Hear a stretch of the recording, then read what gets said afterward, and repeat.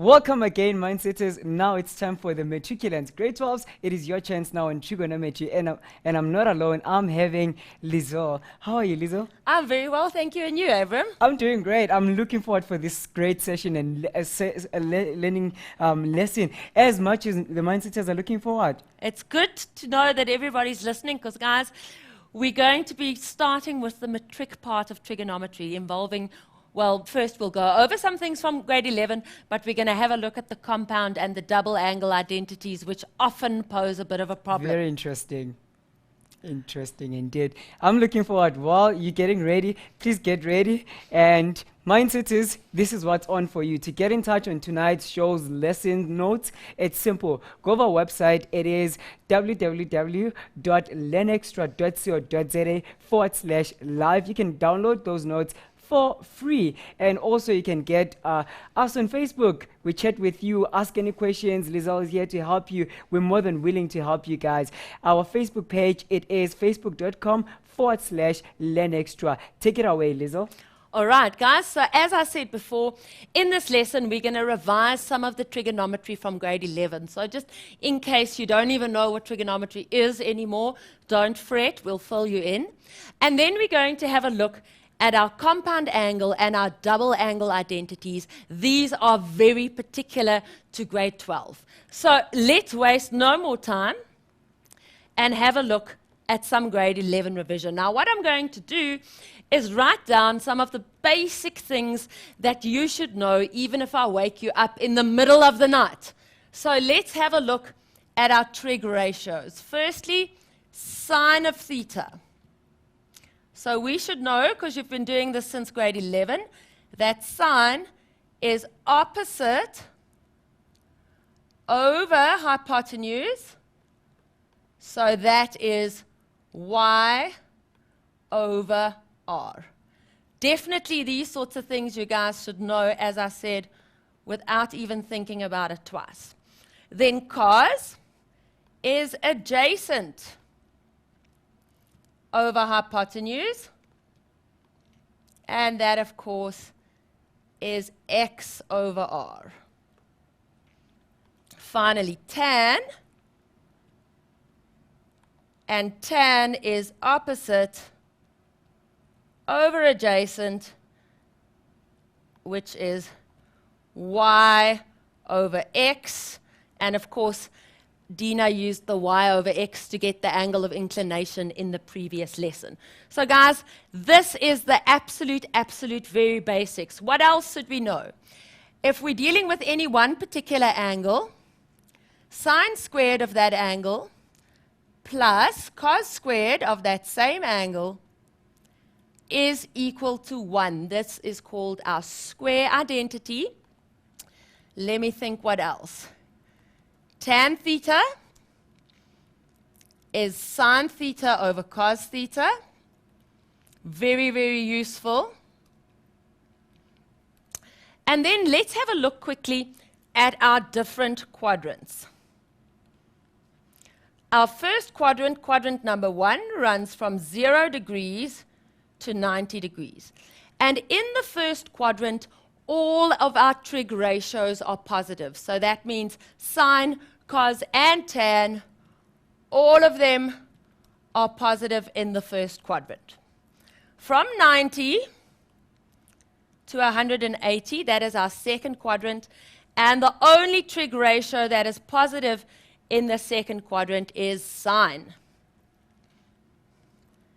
Then the third quadrant is tan only that's positive, and in the fourth quadrant, it is cos only that's positive. Right, so this is some of the basic information. It's not everything. I'm quickly going to be talking to you guys about our reduction formulae, because this is something that I find, certainly my students at school seem to be a little bit blank on it. So far, Abram, what's the feedback? Is everybody with us? Everybody's up and ready now, getting ready, getting their pens ready, saying we are up for the game. That is good. So let's do this. All right, guys, so let's just have a look at a couple of reductions. If somebody says to you, sine of 180 plus x. Now, when we do reduction, that is when we absolutely need our quadrants over here. Now, if I say 180 plus x, that means it is more than 180 degrees. Now, remember, x by convention is a acute angle. So x will then lie between 180 and 270.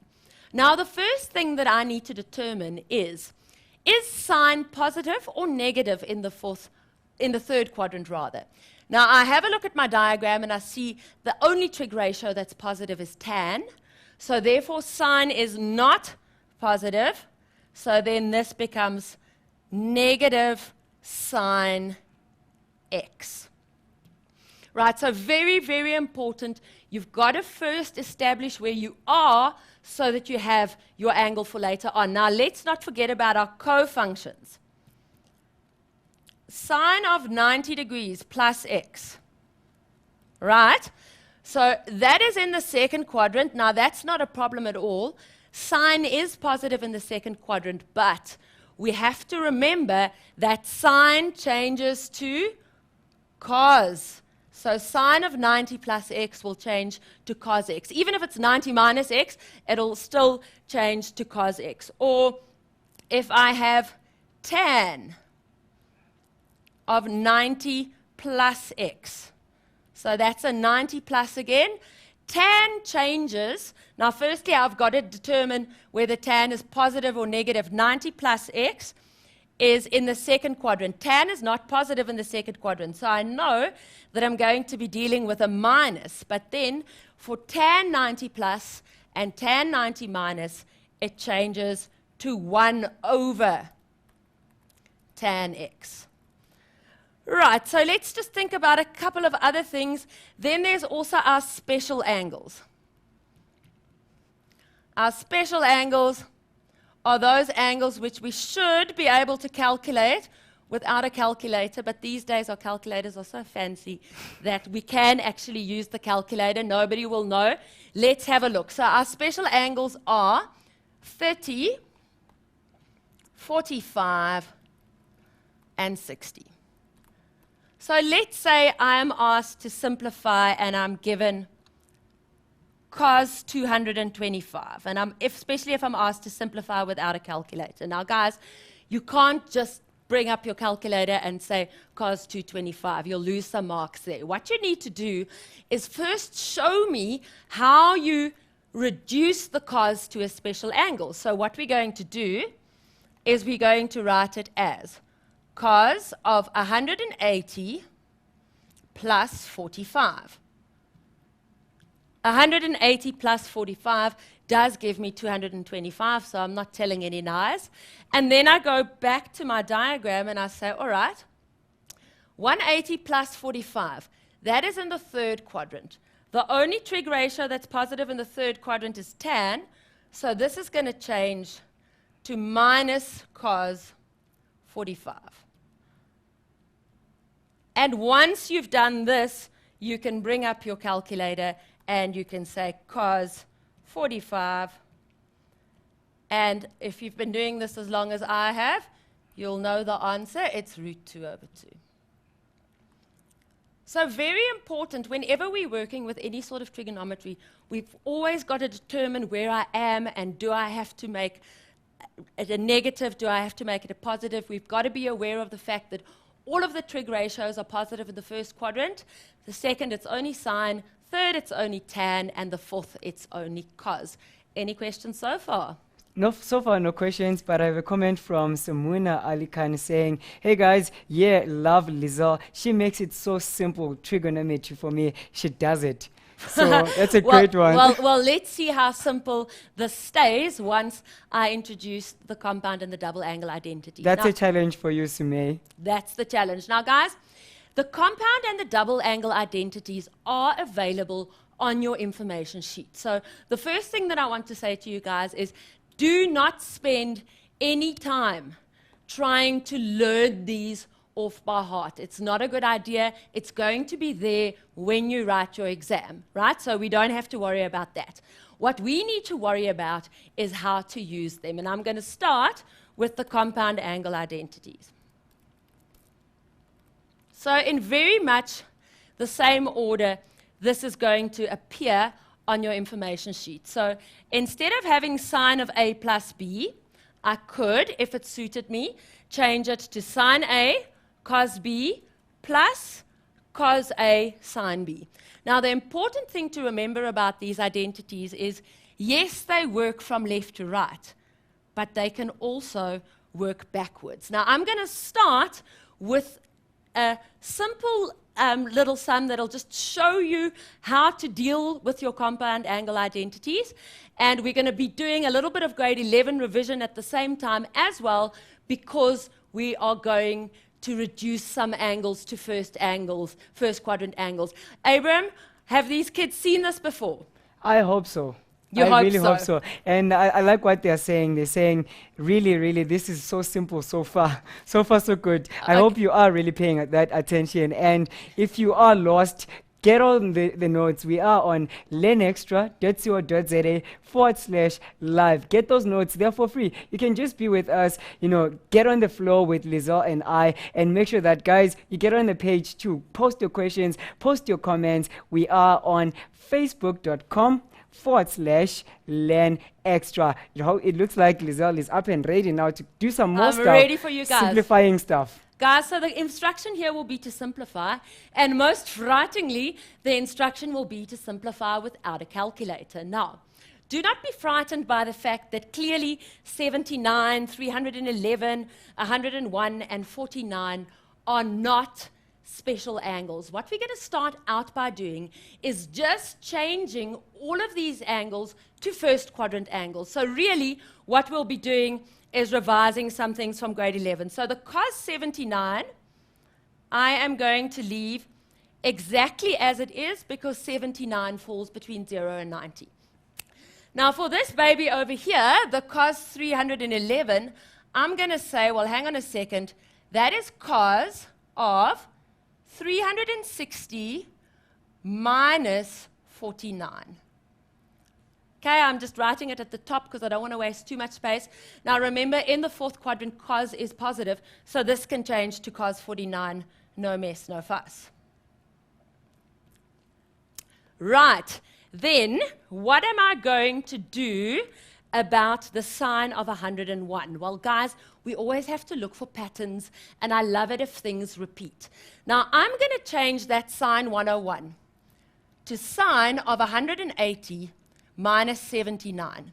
Now, the reason I'm doing that is because I've already got a 79 going on here, and I know if I have repetition of similar things, that can only be a good thing. So, sine of 180 minus 79, again, we're working in the second quadrant. Sine happens to be positive in the second quadrant, so this changes to sine 79.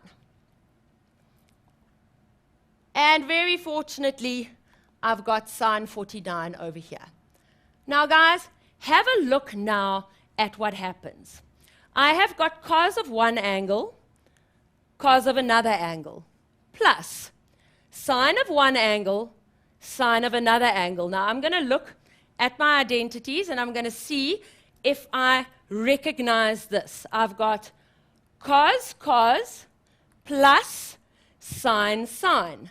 So I know that if I have this pattern going on, I can write it as cos of 79 minus 49. And that's really cool, because what does that simplify down to? Cos of 30, and that is a special angle. So if at this point I quickly sneak in my calculator, nobody's going to know. Let's go for it. Cos of 30. And the answer is root 3 over 2. So what I've managed to do here is, without really using a calculator, and I promise you guys I can do the last step without a calculator, even if I'm stranded on a desert island, but what I've managed to do is take something that's really complicated, or looks really complicated. Firstly, I looked to change everything into acute angles. Also, while I was doing that, I was constantly aware of, if I have the same angles repeating, I could possibly use my compound angle identities. And that's how I've very easily managed to simplify this down. First, to the cos 30, and then finally to root 3 over 2. So that's the first little part of our lesson, working with compound angles. We're going to do some more of that pretty soon. Abram, take it away for our first break. Thank you very much. It's time for us to just take a little break, and we'll be back right after this. But remember, guys, get over the page, get over the website, get the notes, get also the previous shows that we have through our YouTube channel that you'll get via our website, which is learnextra.co.za/live. See you after this for more trigonometry.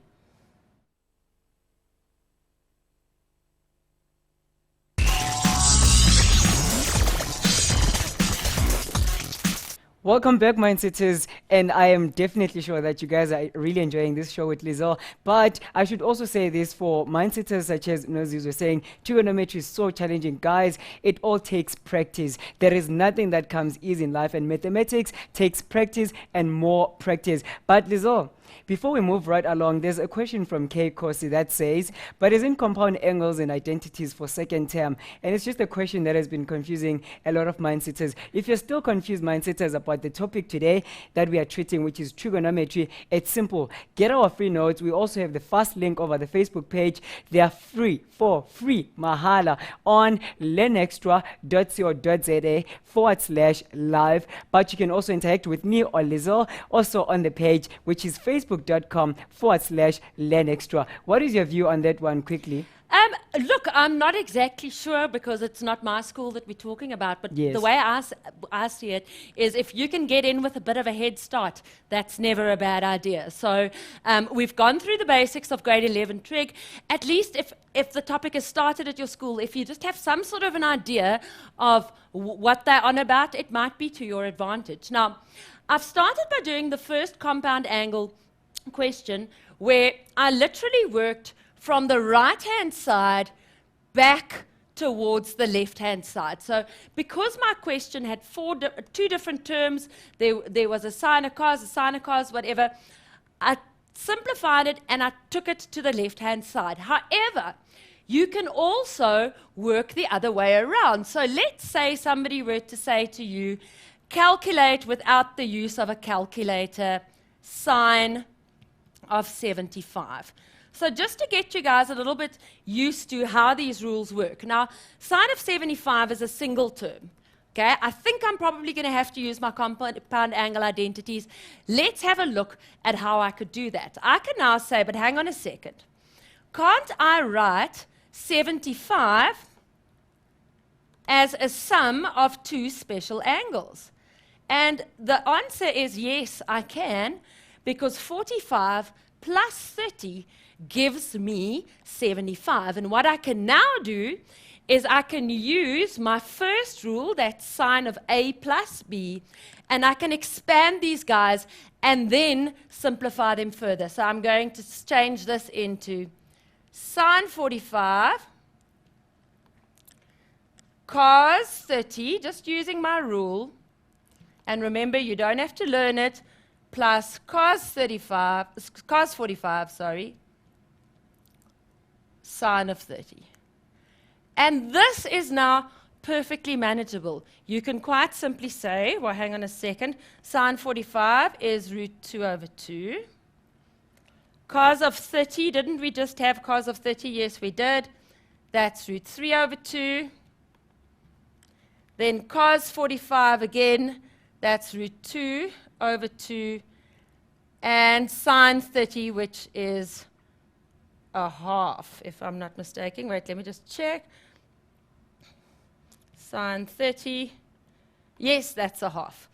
And you can then put this into your calculator. So it's important, if you start with lots of things, try and reduce them and move from the right-hand side back to the left-hand side.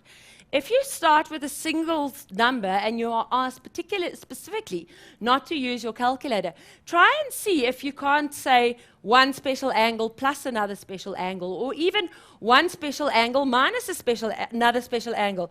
Like, for instance, if I told you to do without a calculator cos of 15 degrees. Now, cos of 15 degrees can be written as cos of 45 minus 30, and in that manner, similar to the previous question, you can then expand and do it without a calculator. Right, guys, so that is an introduction to our compound angle identities. Now, directly from the compound angle identities, we get our double angle identities. So the double angle identities is if A and B are the same thing. So let's have a look at these. Once again, guys, nothing to learn here. The double angle identities will be given to you on your information sheet. Now have a look at this. This is quite interesting. If I've got cos of 2a, I have got 3 different options. I could write it as cos squared a minus sine squared a, or I could write it as 1 minus sine squared a, or I could write it as 2 cos squared a minus 1. If you're wondering where that comes from, it simply comes from substituting our old square identity, which we know, sine squared plus cos squared equal to 1, into the different places. Right, so this is given to you as well. And then, fortunately for us, there is only one double angle identity for sine. Now, as you guys get into this, you'll see that often one's biggest challenge is to pick which one of these you want to replace your cos with. But fortunately, sine 2a is 2, sine a, cos a, and that's it. Now, similar to our compound identities, we can work from the left-hand side to the right-hand side, but we can also work backwards. So, we're going to have a look at our first question, Abram. That's if there's no other questions for us at this point. All right, as we're getting ready to go to that question, I just have a quick comment that's from Simpiwe Mpangane saying, wow, it's my first time downloading the notes, and as the teacher, it's very easy for me to follow and understand. That's what we need, mindsetters. Well, thank you very much. That's a lovely compliment. Thank you. All right, guys, so now here I am faced with another expression that doesn't have any special angles in it, really, and it's looking a little bit frightening, maybe. We have on the left-hand side 2 cos squared 40 degrees minus 2 sine squared 40 degrees. That is all then divided by 8 sine 10. And we have to prove that our expression on the left-hand side is equal to a quarter, 1 over 4. Now, very, very important, guys. When we are working with an identity, whenever we see the word prove, we cannot work with the left-hand side and the right-hand side simultaneously. We've got to work with the left-hand side on its own and manipulate our left-hand side until it looks like the right-hand side, or start with the right-hand side and show that it looks like the left-hand side. All right. So I'm going to start straight up, and I'm going to just quickly go back and just remind you guys of our square identities again. We've got cos 2a equal to cos squared a minus sine squared a. Then we've got that it's also equal to 1 minus 2 sine squared a, or 2 cos squared a minus 1. Now let's have a look at the question that we have here. I'm starting out by saying that the left-hand side is equal to. And now I've got to get on with the business of manipulating that left-hand side so that it looks like the right-hand side. Now, the first thing that I notice here is that I've got a cos squared minus a sine squared. Now, I had something quite similar over here. It's not exactly the same, but I do know that cos 2a is cos squared a minus sine squared a. So what I'm going to start off by doing is I'm going to take 2 out as a highest common factor. That's a trick that's often forgotten by not just our mindsetters, but just everybody forgets to factorize. Right.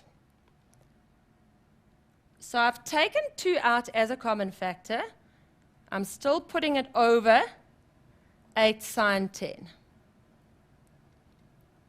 Now, boys and girls, what I have staring me in the face, it might as well be slapping me in the face, is I've got my 1 cos double angle identity. I've got cos squared a minus sine squared a in that bracket. Now, I know that cos squared a minus sine squared a is cos of 2a. So let's have a look at how I'm going to apply it. I'm still going to write my 2 over here. And I'm going to say, well, that cos squared 40 minus sine squared 40 is equal to cos of 2 times 40. Right? And that is all divided by 8 sine 10.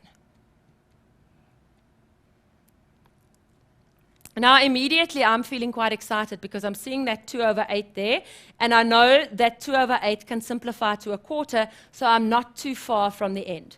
Let's have a look. I'm going to say 2 goes into 2 once, 2 goes into 8 4 times. So this becomes 1 over 4. And over here, I have cos 80. And at the bottom, I have got sine 10. Now, those of you that are more experienced will immediately know that you are able to cancel those two out. Why?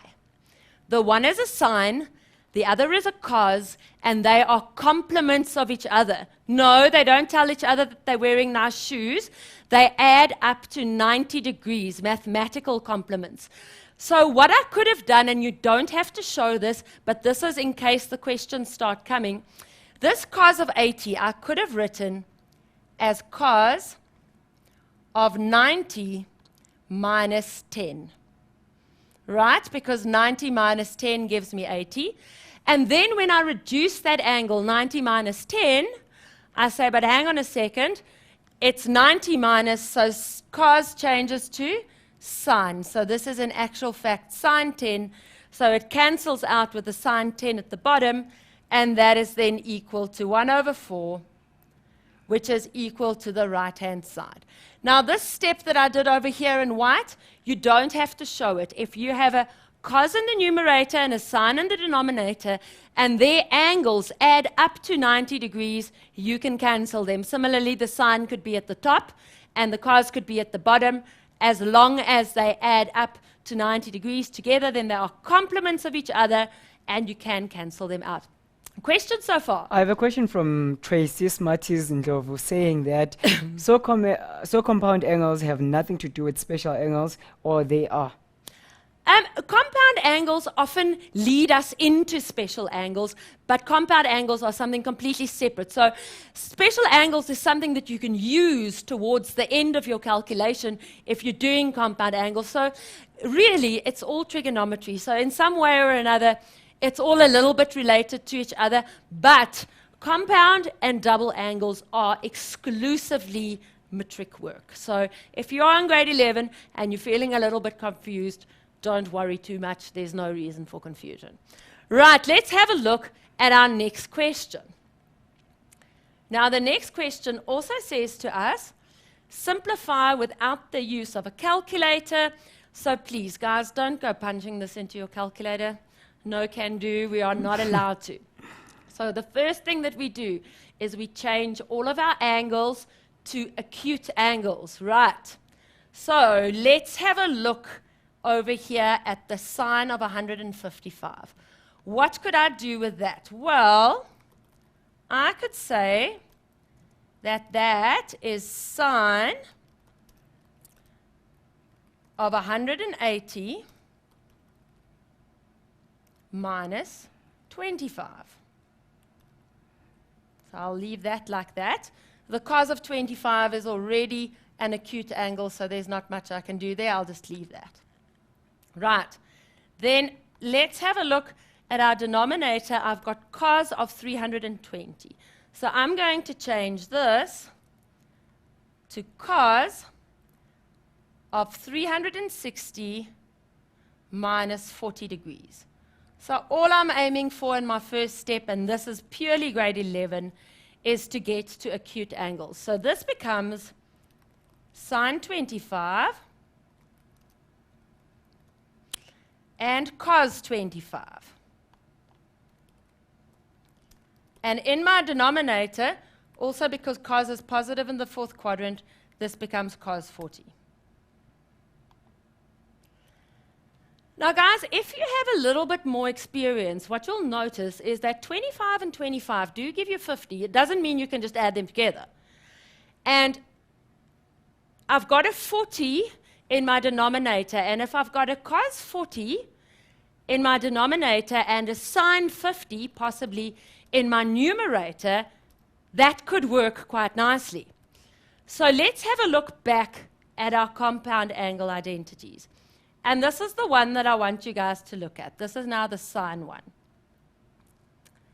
If I have 2 sine 25 cos 25, I could go backwards and write it as sine of twice 25, which is 50. However, I'm not quite there yet, because if you guys look at our question, I don't have a 2 in front of the sine 25 cos 25. Now, guys, there's always a way to make things work for you. I'm going to put a 2 in there. Now, you might say, what is she doing? Has she gone absolutely mad? She can't just put 2s in if that suits her.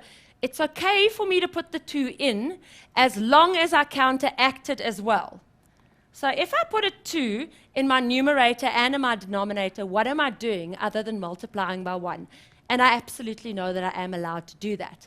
So now I can work backwards and I can say, right, 2 sine 25 cos 25 can be written as sine of 2 times 25, and that's all over 2 cos 40. And then I can say, well, hang on a second, now I have sine 50 in my numerator, I have 2 cos 40 in my denominator. And remember the trick that I showed you guys just now? Sine at the top, cos at the bottom, or cos at the top, sine at the bottom.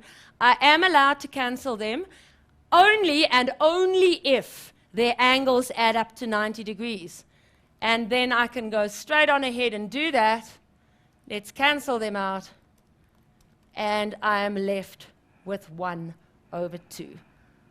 Abram, how are things looking there? Are people still finding it simple? Still simple, but I have a couple of questions that we would like to do after the ad break. Hope you'll be all ready, and the mindsetters will be all ready after the break. Now, guys, keep those questions coming. Facebook, we are facebook.com/learnextra, and the notes are for free, also on the Facebook page. We'll see you after this.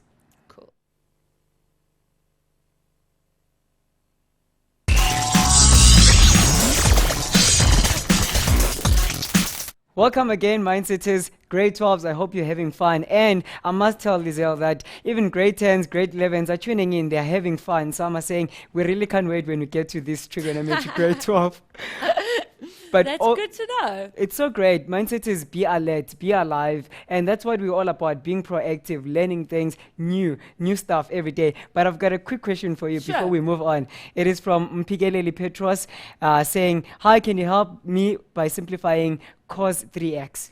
All right, so just to give you a hint, I'm not going to do it right through to the end, but what I would do with cos 3x is I would start by making it 2x plus x, right?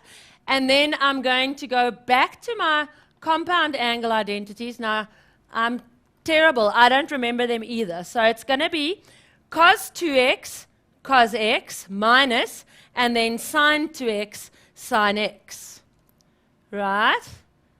So cos 2x, if I can just find my page. So it's going to be cos 2x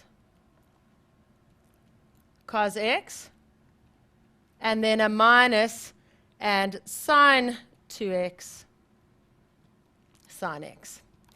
Now what I would then do from here, and this is often quite difficult, because now it's very difficult to decide which one of the ones you want to change your cos 2x to. So now you're going to simplify further using your double angle identities. Now, the sine 2x is easy. That changes to 2 sine x cos x. Now, that's 2 sine x cos x, which is already multiplied by a sine x, so that's going to be minus 2 sine squared x cos x. Now, very often, we try and look and see if we can't get a highest common denominator or something like that to take out. So my advice to you for the cos 2x, try and see which one of these you think will work the best. You can maybe start with the cos squared minus sine squared, then maybe the 1 minus sine squared, or even the 2 cos squared a minus 1. Simplify that, multiply out, and see how things simplify for you. That would be my advice on that one, but definitely take the 3x into 2x plus x, and then use your double angle identities to take the 2x down to x's as well. So that question really incorporates your compound and your double angle identities. I think I've given you something to work with. Let us know if you don't get it right. Right, guys, but we've got more stuff to get through and plenty of people that want to get through it. So let's have a look at our next question. Our next question says, prove that sine x plus sine 2x over 1 plus cos x plus cos 2x is equal to tan x. Now, guys, remember, whenever we see those magic words prove, we have to work with our left-hand side and our right-hand side separately. It is a mathematical sin equivalent to robbing grannies to work with these two things together, because if you work with these two things together, you are assuming what we are asking you to do. So please, left-hand side and right-hand side separate. Right. Let's have a look at what we can do here. So I'm going to start out with the left-hand side. I'm going to say left-hand side equals, just use another color so it's more interesting, and I've got a sine x here. Nothing I can do there. Then over here, I've got sine 2x. Now, sine 2x is a double angle identity, and I know that sine 2x will change to 2 sine x cos x.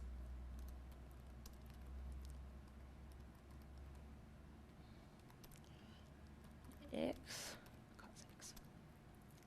Now, boys and girls, as I said earlier on in the program, often the biggest problem in a double angle identity is what do you do with a cos 2x? Because as we've seen before, there's 3 different options as to which one you can use. And while substituting either one of them in might be correct, it won't necessarily lead you to the correct answer. So what I sometimes do if I'm in a situation such as this is I hang on a little bit. I keep the cos 2x as cos 2x, and I'm going to work now a little bit in my numerator and see whether my further working doesn't perhaps give me a clue as to which one of these guys would be the best substitution. So for now, I'm just keeping it simple. I'm not substituting the cos 2x yet. It's not because I didn't see it. It's because I'm still working on a plan. So what you can even do is underline it for yourself so that you know you've still got to get to it. Now I'm going to go back to the numerator and I'm going to say, right, what could I possibly do in the numerator? Now, Abram, have we got any suggestions? Anybody know what we can do at the top there? Something that I did mention earlier on tonight as well. It's an F word, but it's not rude. Factorize! And you said it's something that everybody, almost everybody, always forgets. So what I'm going to do at the top there is I'm going to take out sine x as a common factor. So I take out sine x as a common factor. I'm loving it. And I'm saying that I'm left with 1 plus 2 cos x.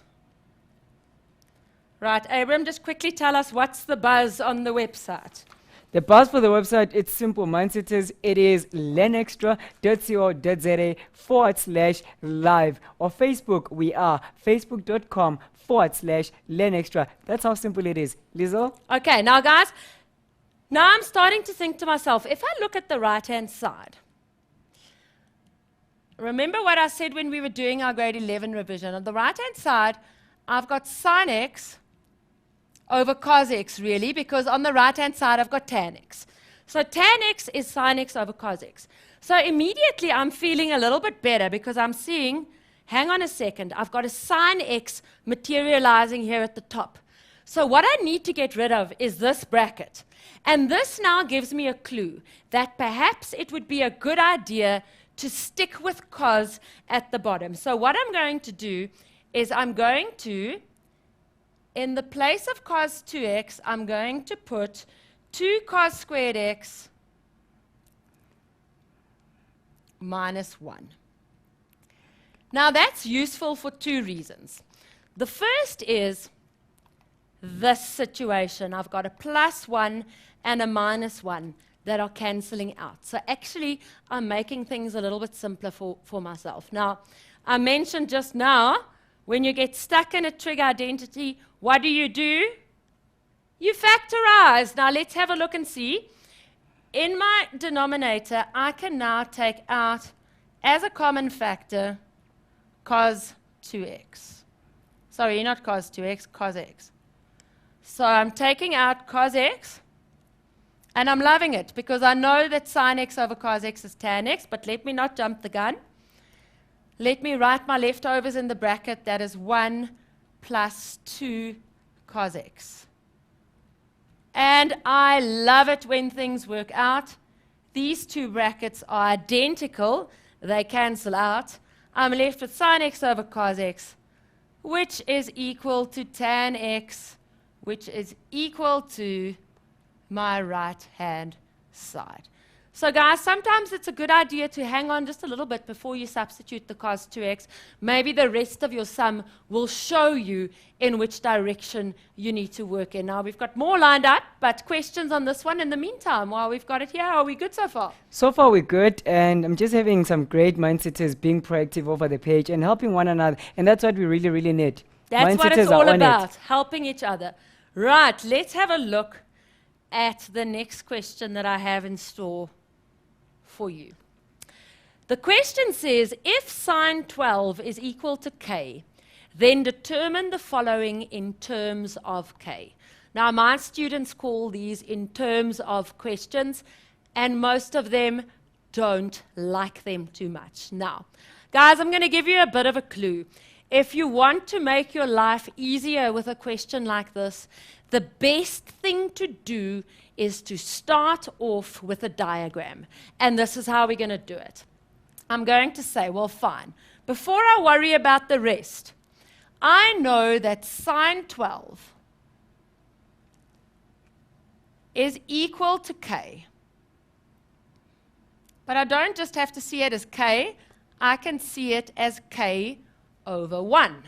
Right, now if we think back about what I told you guys about our trig ratios, sine is y over r, or opposite over hypotenuse. So I'm going to say to myself, well, hang on a second. The y value is therefore k, and the r value is therefore 1. And I'm going to come up with a little sketch on the side here. I'm drawing my angle in the first quadrant because clearly sine 12 will be in the first quadrant. Let me fill in my angle there, 12. Then I'm going to say, but hang on a second. Y, or k, is my opposite. So opposite to my angle of 12, I am going to put k.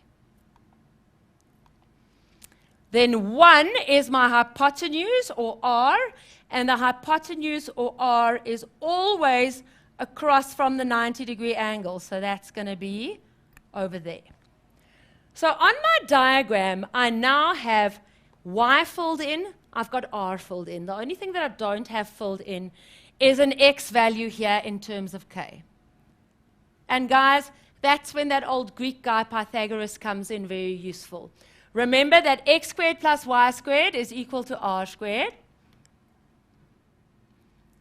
X squared plus y squared is equal to r squared. And what I now want to do is I want to get an expression for x in terms of k. So I'm going to say x squared is equal to r squared, which is 1. And remember, 1 squared is still 1.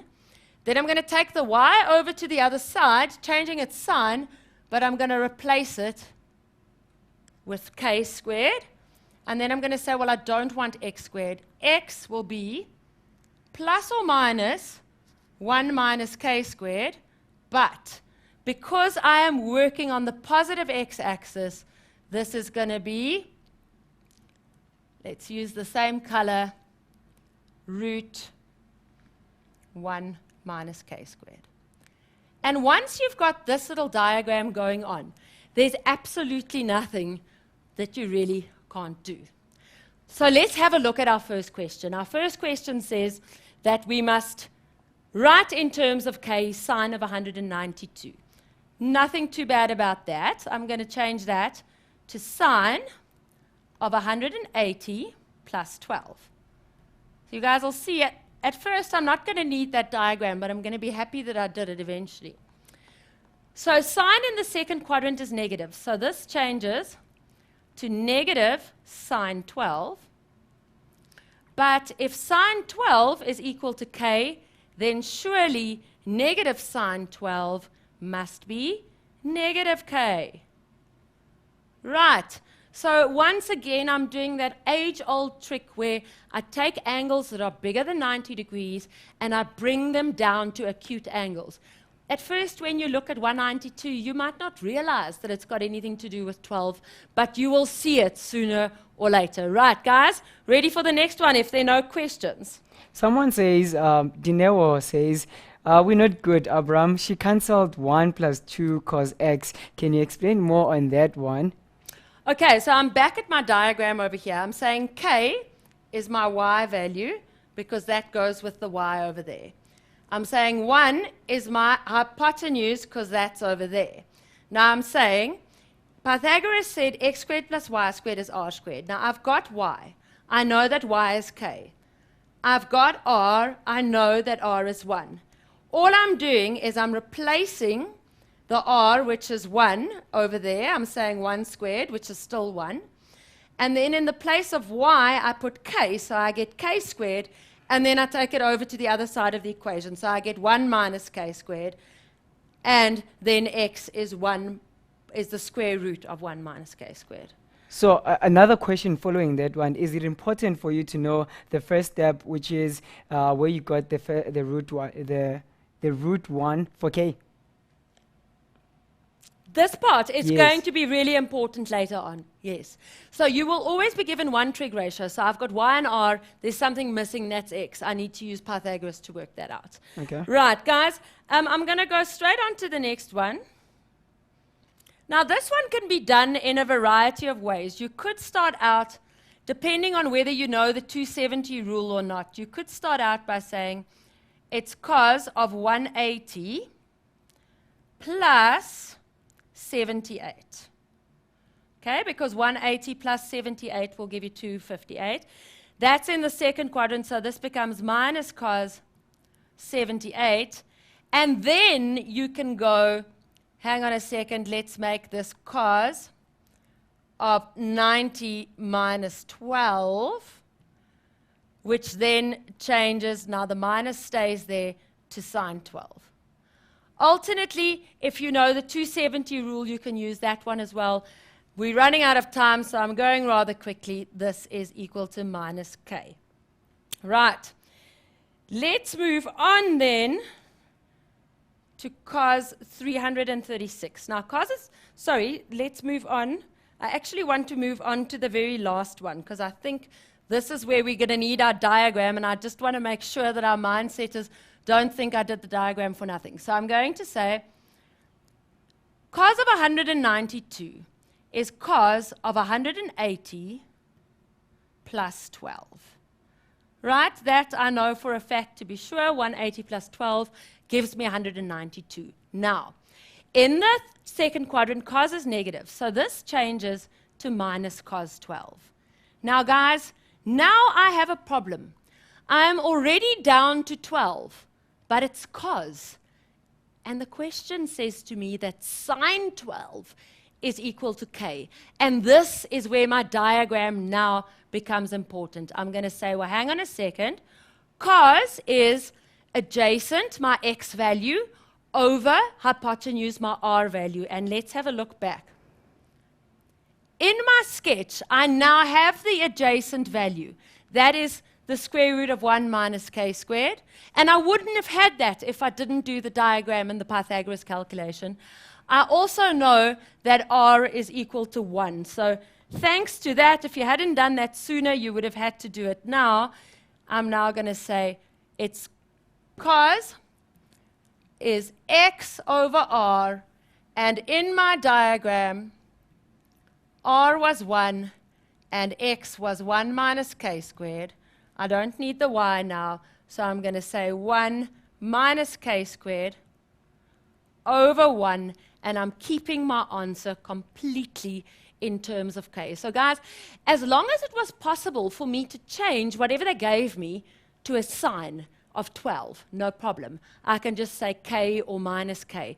But the moment I get to cos and it's 12, there's no way I can make it sine. And that is where that diagram is really, really, really important. Now, I think, Abram, if there's a bit of confusion over the diagram, then maybe when we take this up next term, we should put in another couple of questions like that. But guys, there's also no shame in copying down this question and taking it to your teacher at school, because if you're finding it a little bit weird, take the question and the solution, say to your teacher, talk us through this again, and it might be easier if you have somebody right by your side. Unfortunately, guys, all we've got time for, I'm going to give it to you, Abram, to take it away. So true. Having said that, Lizelle, there's just a great advice that we have from a mindsetter saying that one thing that helped me is mastering the compound and double angle formula, and it went all smooth. But otherwise, mindsetters, you can also do the same thing. If you're struggling, get over our Facebook page. We're there to assist you, and go to your teachers at schools too, as Lizelle have said. We are on Facebook, which is facebook.com/learnextra. Guys, you can also download our notes. They're for free. You can get them on learnextra.co.za/live. Guys, it's been a great and awesome show. I hope you've learned a lot. From me, Abram, and Lizelle, we just want to say thank you very much. We'll see you on the other side. Guys, cheers. Learn more, do more with mindset. Thank you.